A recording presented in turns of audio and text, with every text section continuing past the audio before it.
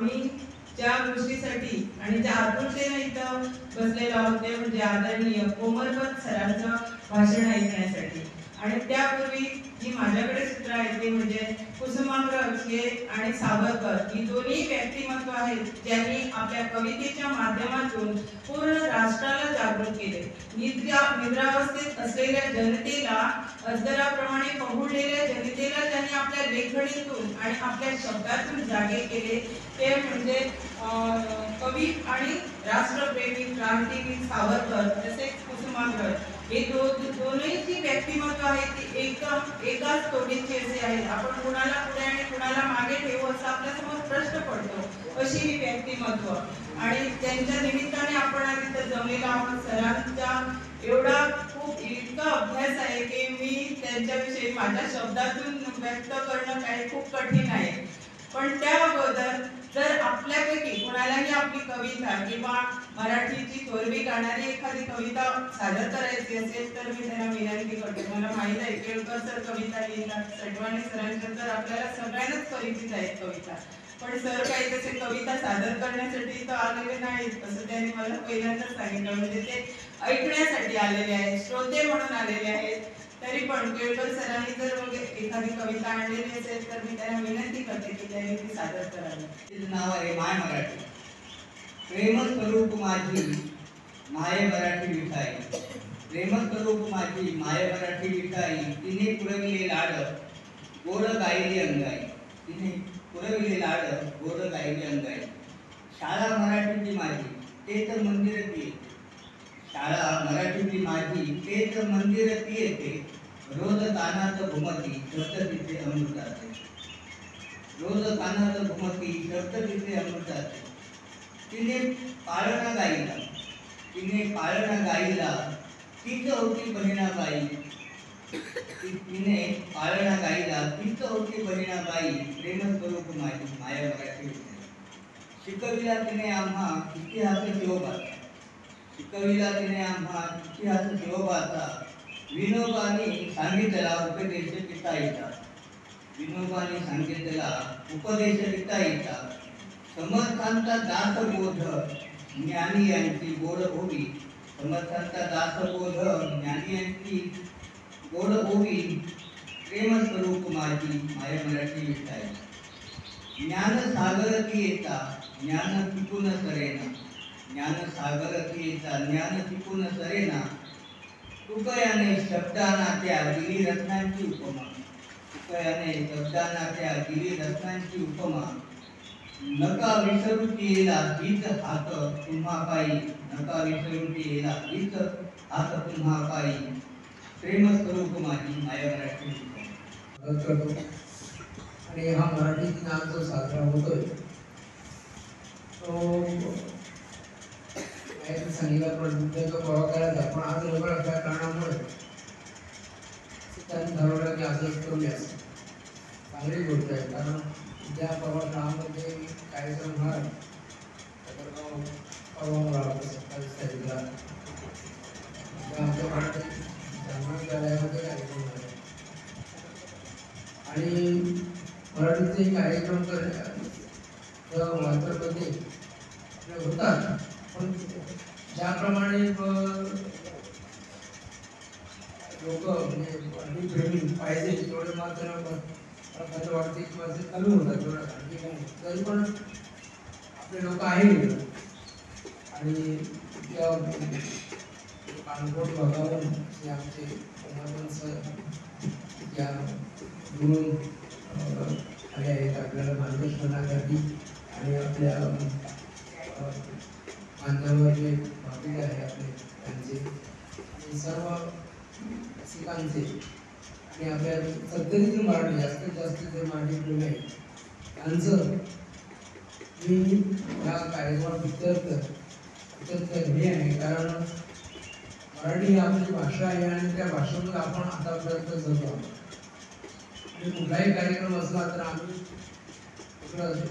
कोमल संतांनी उल्लेख केला की तुम्ही राजकारणी जे असला तरी तुम्ही मराठीसाठी, आम्ही राजकारणी होतो तेव्हा विमानतळाला जेव्हा भारतीय वस्त्र आपले होते तेव्हापासून प्रकाश गाडगेचे होते तेव्हापासून मी सुद्धा मराठी 4थीपर्यंत इकडं शिकलो आहे मराठीमध्ये, आणि त्यानंतर मग पुढचा शिकलो मागचा, कारण ही आपली संस्काराची भाषा आहे.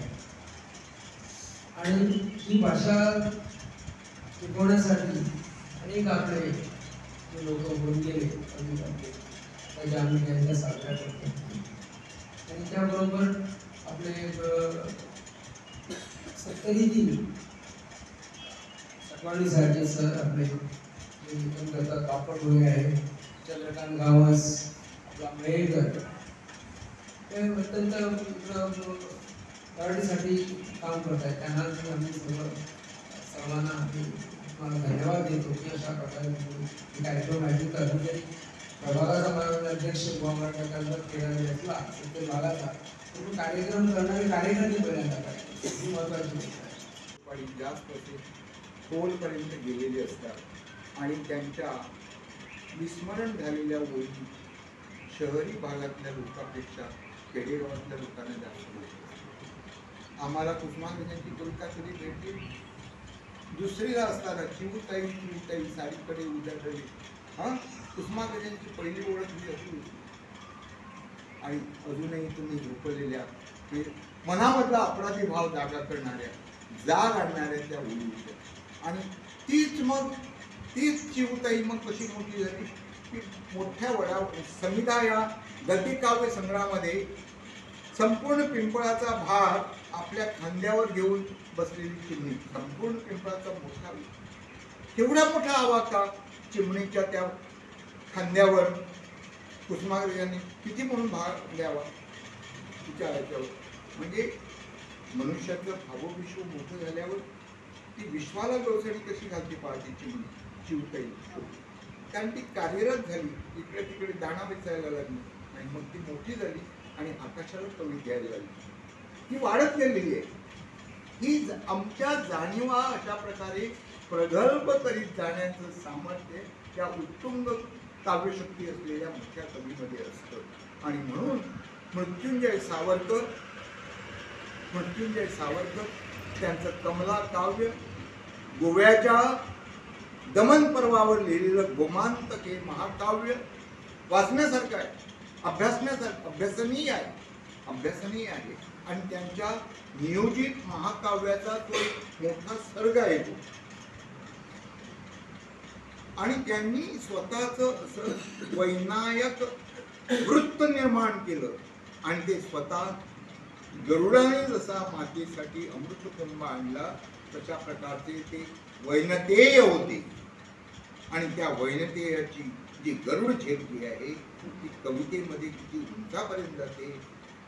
आणि किती एकदा समुद्राचं त्यांनी वर्णन केलेलं आहे ते किती अतल सागर पहा, किती त्यांनी नील नभ पहा वगैरे त्यांनी जे वर्णन केलेलं आहे ते जर पाहता त्या सागराची अथांगता, आकाशाची उत्तुंगता आणि जीवनाचा विस्तार त्यांच्या कवितेमध्ये इतक्या चांगल्या प्रकारे आलेला आहे. आणि त्यांनी त्यांच्या मृत अशा प्रभाकर नावाच्या मुलाला उद्देशून केलेली आत्मोद्धार जो आहे, पूर्वीच्या काळी आई वडिलांच्या समक्ष लहान मुलाचा पापा सुद्धा घेत नव्हतं, त्याच्यामागे एक थोडंसं कारण आहे.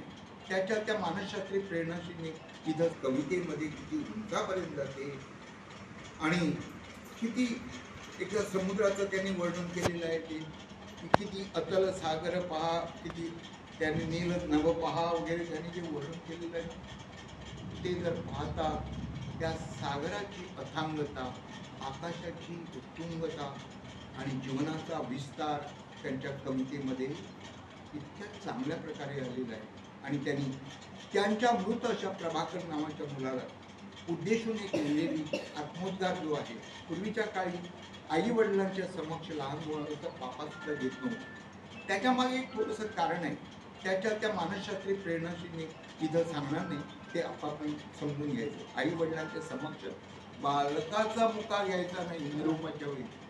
प्रिय प्रभ्या, तू गेलास, तुझं बालमुख आज मी पाहू शकत नाही, मी अंधार कोठडीत आहे.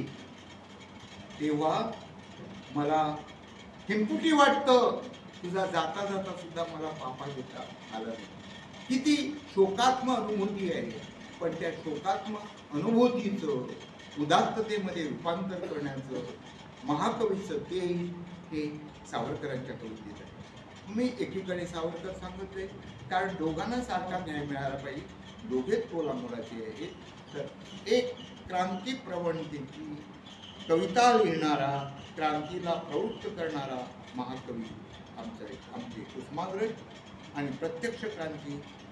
तीळ भांडेश्वराच्या पोळात एक लंगडा मुलगा, एका मोलकर्णीचा मुलगा पाठिंबळीला मारून त्याला आणत होते गोविंदशाही, आणि त्यांनी काय सांगावं, तो मेळ्यासाठी पद लिहायचा. सरस्वतीची सुंदर भोपाळी ती मी तुम्हाला सांगितली असती, म्हणजे याच्या वेळीवर वसंत जे विकसती कधी या विकासा सरस्वती बोलती, असे बोल त्या माणसाने काढलेले आहे. काही शिकलेलं नाही, दुसरी तिसरीपर्यंत जरी कसं बसं शिकलेला. आई मोलकरी आणि पाठिंबळीला मानलं म्हणजे पायातून त्याला आपण ताप जाणे, जोर जाणं म्हणतो की नाही, अशा प्रकारे अधू झालेला मुलगा पाठिंबळीला मानून पण